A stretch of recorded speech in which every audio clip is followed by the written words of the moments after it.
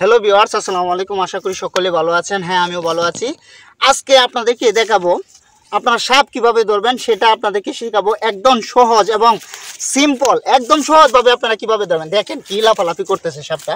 দেখেন, আগে আপনাদেরকে দেখাই কিভাবে ধরবেন সাপটা। এটা কিন্তু একদম জ্যান্ত সাপ। এটাকে কিভাবে ধরবেন, এটা ধরার একটা কৌশল হচ্ছে একদম সহজ কৌশল।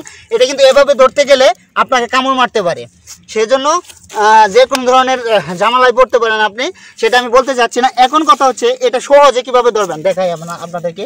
একটু টুকা দিয়ে এটাকে একটু গরম করে নেই। এই দেখেন, এখন কিন্তু গরম হয়ে গেছে, এটা সাপটা কিন্তু গরম হয়েছে। এখন ধরবেন কিভাবে দেখুন।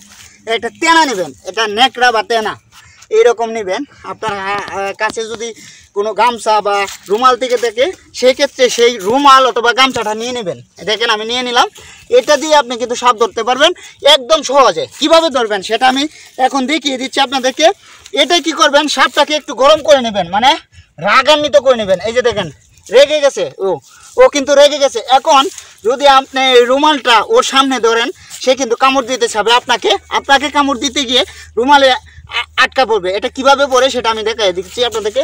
এই দেখেন আমরা ইতিমধ্যে ওই সাপটাকে কিন্তু আটকিয়ে ফেললাম। দেখেন কত সহজভাবে ও আটকে গেছে। এখন আমি সাপটাকে ছাড়তেছি। এখন যদি আপনি ধরতে চান, সেক্ষেত্রে সহজভাবে কিন্তু ধরতে পারবেন। দেখেন আমি একদম সিম্পলভাবে আপনাদেরকে দেখিয়ে দিচ্ছি। এটা কিন্তু ওই কাপড়টাতে এই যে আটকা পড়ছে, দেখেন আপনাদেরকে সুন্দরভাবে দেখাচ্ছি। এখন কিন্তু আপনি ধরতে পারবেন একদম সহজে, একদম সহজ, কোনো একদম সিম্পল। আর এই টেকনিকটা শুধু বাংলার ভাষা ভাই আপনাদেরকে শিখিয়ে দিচ্ছে। আর যারা আমাদের চ্যানেলে নতুন, তারা অবশ্যই আমাদের চ্যানেলটি সাবস্ক্রাইব করে রাখুন। যারা ইতিমধ্যে আমাদের চ্যানেলটি সাবস্ক্রাইব করে রেখেছেন, তাদেরকে অসংখ্য ধন্যবাদ, থ্যাংক ইউ সো মাচ। আর বাংলা ভাষা ভাই এই মুহূর্তে আপনাদেরকে নতুন একটি আকর্ষণ দেখিয়ে দিচ্ছে। পরবর্তী আকর্ষণ আরেকটা হবে, সেটাও আমি নিয়ে আসব।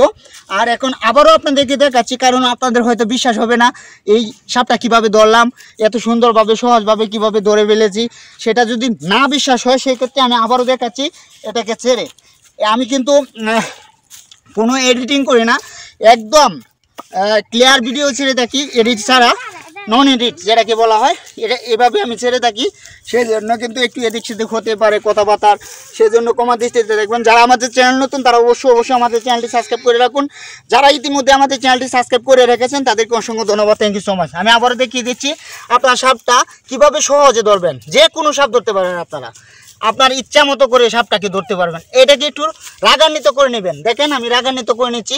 একটু ক্যামেরাটা একটু পিছিয়ে ধরো সহজে দেখার জন্য।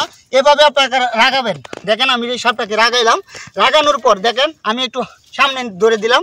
দেখেন সাপটা কিন্তু আটকা পড়ছে। দেখেন কামড় দিতে গিয়ে সে তার দাঁতে কাপড় বেজে গেছে। আসলে দাঁতগুলা ঢুকে যাওয়ার কারণে সে কিন্তু আটকা পড়ছে। আর এইভাবে কিন্তু প্রত্যেকটা সাপ আটকা পড়বে। আশা করি বুঝতে পারছেন আপনারা কীভাবে সাপ ধরবেন।